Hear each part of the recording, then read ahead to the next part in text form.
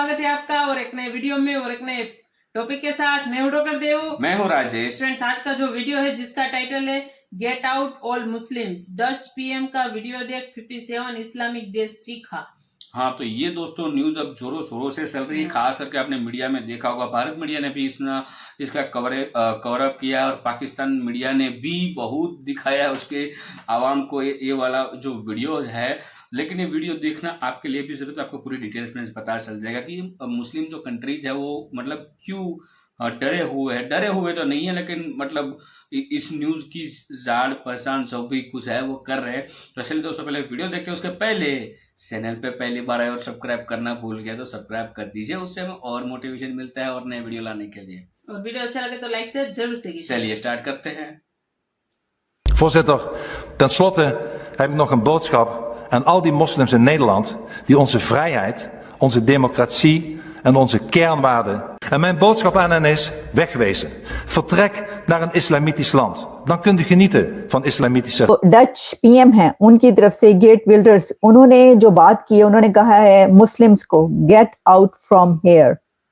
मुसलमानों के लिए डच पीएम ने ये कहा है कि जैसा एक देश जहां पे फार राइट का कॉन्सेप्ट था, दे वर वेरी वेलकमिंग, अब वहां पे एंटी इमिग्रेशन की लॉबी खड़ी हो गई है। वो कह रहे हैं लोग बहुत गंद मचाते हैं। इवन ये कि मेरा एक फ्रेंड था, वो जब दुबई गया था तो उसने वहां पर जाकर ये कहा कि मैं पाकिस्तान से नहीं हूँ, मैं तो इंडिया से आया हूँ, क्योंकि पाकिस्तानियों को रिस्पेक्ट ही नहीं दी जाती है। हम लोगों ने अपनी रेपुटेशन ही ऐसी बना ली है। This is how Pakistanis are recognised in UK कि पाकिस्तानी आया है, गंद मचाएगा। ये कोई पॉजिटिव काम नहीं करेगा, ये जहां जाएगा दुनिया में गंद मचाएगा। अगर आतंकवाद नहीं भी करेगा, बाय द वे, अगर ये बच गया आतंकवाद से, then he'll become some sort of a criminal element, फिर यही काम करेगा। नहीं, हमने किसी को नहीं छोड़ना इंशाल्लाह ताला। आप देखेंगे एक एक फौजी को मारेंगे, इनके किसी को जिंदा नहीं छोड़ेंगे। अच्छा, और बदला लेंगे उन लाखों फलस्तीनियों का जो इन्होंने कत्लेआम किया और जुल्म किया। नमस्कार दोस्तों, आप सब जानते हैं नीदरलैंड के पीएम ग्रेट विल्डर्स के बारे में, जिन्होंने रिसेंटली नीदरलैंड के इलेक्शन जीता है। और दोस्तों, नीदरलैंड के पीएम ने एक बहुत बड़ी स्टेटमेंट दी है इस्लाम को लेकर के। उन्होंने कहा है नीदरलैंड एक डेमोक्रेटिक देश है जहां पर सेक्युलर वैल्यूज होते हैं और हर एक नीदरलैंड के नागरिक को नीदरलैंड के कानून को मानना होता है। लेकिन दोस्तों, कुछ नीदरलैंड के रेडिकल इस्लामिस्ट नीदरलैंड के कानून को नहीं मान रहे हैं और नीदरलैंड में अपनी इस्लाम को जबरदस्ती थोप रहे हैं। इसलिए दोस्तों, अब नीदरलैंड के पीएम ने कहा है कि अगर नीदरलैंड में रहना है तो नीदरलैंड के कानून मानने होंगे और नीदरलैंड के वैल्यूज को रिस्पेक्ट देना होगा, नहीं तो वे अपने देश जा सकते हैं या फिर दूसरे कोई भी इस्लामिक देश की तरफ देख सकते हैं। जिसे लेकर के दोस्तों अब पूरे इस्लामिक देश में बवाल मचा हुआ है और खास करके पाकिस्तान अपने छाती पीट रहा है, क्योंकि जल्द ही नीदरलैंड पाकिस्तानियों को अपने देश से बाहर भगा देगा। तो चलिए इसी पर आगे पाकिस्तानी मीडिया का रिएक्शन देखते हैं। बताऊंगी वो तमाम स्पीच जो कि डच पीएम विल्डर साहब जो हैं उनकी चल रही है इस वक्त। उन्होंने कहा है कि जो हमारी फ्रीडम को रिस्पेक्ट नहीं करता, उन्होंने जो मुसलमानों को ये कहा कि get out Muslims from here, तो अपने मुल्क से निकल जाने का कहा उन्होंने, दफा हो जाए यहां से। उस पे जो स्पीच चल रही है जिसमें उन्होंने ये बात की है, उस स्पीच में उन्होंने सारी बातें क्या की हैं। जब तक हम इसका पर्सपेक्टिव नहीं समझते, हम इसका बैकग्राउंड नहीं जानते, तो हम सिर्फ इस बात को लेके आगे नहीं बढ़ सकते। देखिए, उनका कहना यह था कि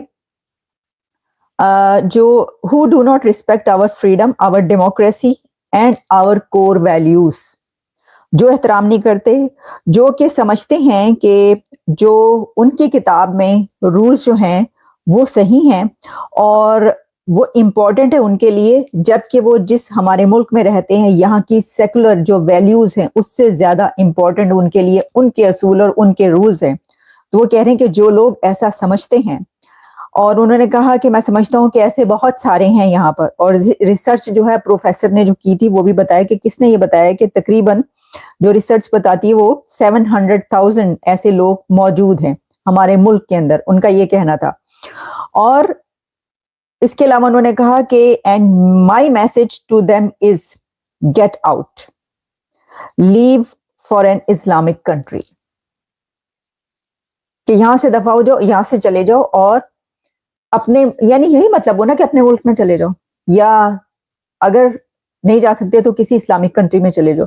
अच्छा, उसमें ये जो उन्होंने बातें कही है ये बहुत इंपॉर्टेंट है। जैसे मैंने आपको कहा, देखिए ये जो है ना, ये तो अपनी जगह पर कि अगर कोई भी किसी भी कंट्री का, किसी भी जगह का कोई भी लीडर इस तरीके से बात करेगा जैसे कि उनको कहा जा रहा है कि वो फार राइट हैं, तो उसको अच्छे उससे नहीं देखा जाएगा, क्योंकि आप अगर इस ये वाला तरीका शुरू हो गया तो पूरी दुनिया में क्या होगा। लेकिन इसमें एक बात बहुत इंपॉर्टेंट है, और वो ये है कि काफी अरसे से ये बात की जाती है कि जब जो मुस्लिम्स हैं वो अपने कंट्रीज में दूसरे कंट्रीज में आते हैं, यानी कि वेस्ट में आते हैं, यहाँ पर अमेरिका में आते हैं, कहीं और जाते हैं, नेदरलैंड्स में हैं, यूरोप में हैं, कहीं पर भी जाते हैं, तो वो ना तो वहाँ का कल्चर अडॉप्ट करते हैं, ना उनकी लैंग्वेज अडॉप्ट करने की कोशिश करते हैं, ना उनकी वैल्यूज अपनाते हैं, ना उनके कल्चर में शामिल होते हैं। चलें ये तो अलग बात है, आगे से वो कहेंगे कि भाई हमारे लिए वो ठीक नहीं है कल्चर, हमारे लिए वो वैल्यूज हमारी डिफरेंट है, हमारी बहुत मुख्तलिफ है। प्रॉब्लम ये होती है कि इंटीग्रेशन की कि वो उनके साथ मिलते जुलते भी नहीं है, और यही नहीं सिर्फ, बल्कि वो अपने रूल्स वहां पर लागू करने की कोशिश करते हैं। देखिए, आप दूसरे के रूल्स को कहें कि हाँ ठीक है ओके, अपने घरों के अंदर ना लागू करें, बाहर तो आपको फॉलो करने पड़ेंगे रूल्स, जो हैं ट्रैफिक रूल्स जो हैं वो आपको फॉलो करते हैं ना, आप सड़क पे जाते हो, फॉलो किए बगैर तो नहीं रह सकते। इसी तरीके से जो सरकारी सतह पर गवर्नमेंट लेवल पर जो रूल्स हैं वो तो आप फॉलो करते होंगे, मुसलमान दूसरे कंट्रीज में फॉलो करते हैं मजबूरन, लेकिन जो घर के अंदर है वो आप ना करें। तो अगर आप नहीं करना चाहते आप ना करें, उनकी वैल्यूज या जो भी आप समझते हैं ठीक है, आप अपना लिबास पहने, अपना कल्चर करें, वट। लेकिन मुस्लिम्स ये करते हैं कि जाके वहां पर अपने रूल्स कहते उनके ऊपर लागू करते हैं।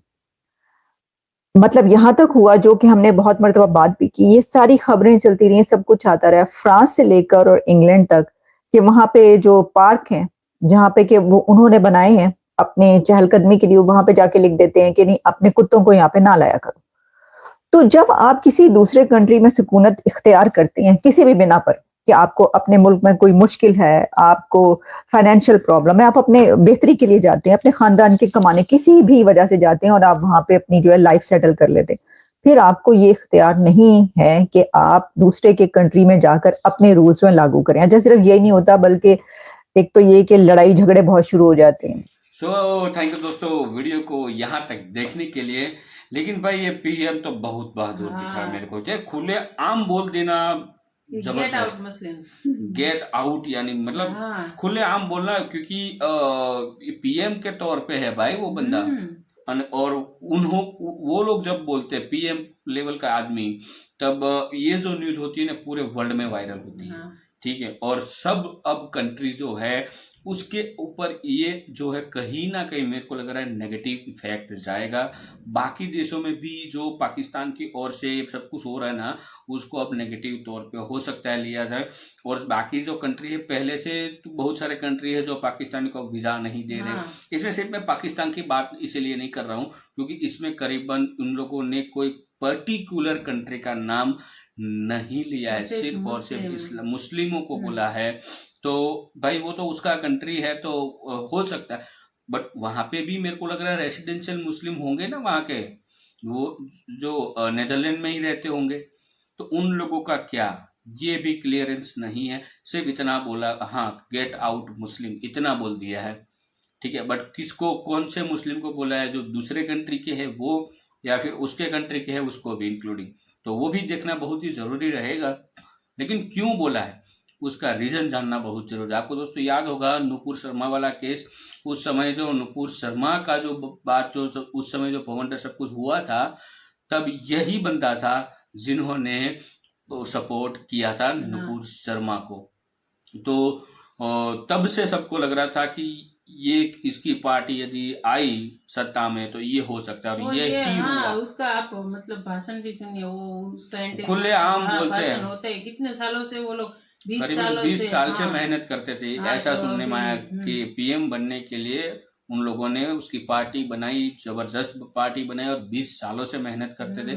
देखो ये तो सब जगह पे अब मुस्लिम का नाम लिया जा रहा है ना, तो उसमें मैं ये नहीं कहता, मतलब है कि सारे के सारे जो मुस्लिम है वो इसमें इंक्लूडिंग है, क्योंकि थोड़े बहुत है जो ये सारा पूरी मतलब बोलते हैं ना कौम को बदनाम करते हैं। बोलते हैं ना कि जब आम का जब जो पूरा पेटी होता है उसमें एक आम खराब होता है तो पूरे पूरे आम खराब हो जाते हैं।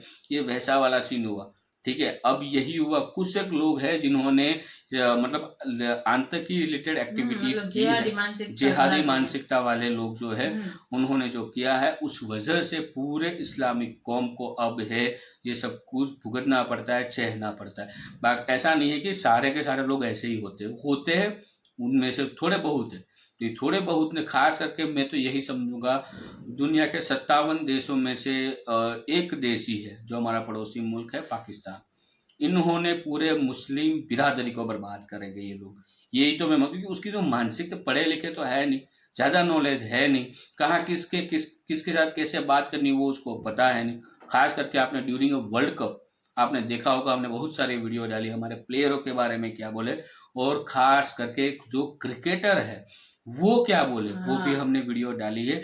जबकि ऐसे इंटरनेशनल प्लेयर ऐसा सब कुछ बोल सकते हैं तो बाकी पाकिस्तान के पास कुछ आशा रख नहीं सकते।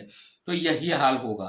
तो इसीलिए तो हर बार हम वीडियो में यही तो बोलते हैं कि ये जो कौम को बदनाम कर रहे हैं, मैं तो यही बोलूंगा जितने भी मुस्लिम लोग हैं, जहां पे आपको ऐसे लोग दिखे ना उससे दूरी बनाओ, या तो उससे मतलब आपके ग्रुप में से हम निकाल ही दो, क्योंकि एक की वजह से पूरी कौम बर्बाद होती है। ये तो हमने सुना है और हमने एक्सपीरियंस भी किया है कि जब हम कोई भी सोसाइटी में रहते हैं, जब एक बंदा जो है कुछ अदर एक्टिविटीज में शामिल होता है तो उनकी वजह से पूरी सोसाइटी बदनाम होती है। उनकी वजह से आप देखोगे तो उस सोसाइटी में कोई रहने के लिए जाते नहीं है, वहाँ पे प्रॉपर्टी के दाम गिरे हुए रहते, तो सब लोग परेशान होते हैं।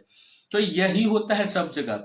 आज के वीडियो में दोस्तों बस इतना ही। फिलहाल हम आपसे विदाई लेते हैं। आपको वीडियो कैसी लगी आप हमें कमेंट में लिखकर जरूर बताएगा, और कोई भी चेंजेस करना चाहते हो वीडियो के बारे में, जो कुछ आपको पसंद ना आया हो, जहाँ पे हमारी कुछ गलती हो, तो वो आप हमें हमेशा सजेस्ट करते रहिएगा, ताकि हम भी आपकी इच्छा अनुसार जो वीडियोज है वो लाते रहे और आपको एंटरटेन करते रहे। तो फिलहाल हम आपसे विदाई लेते हैं, मिलते हैं और एक नए वीडियो में आपके साथ। टिल देन, जय हिंद, जय हिंद, जय भारत। भारत।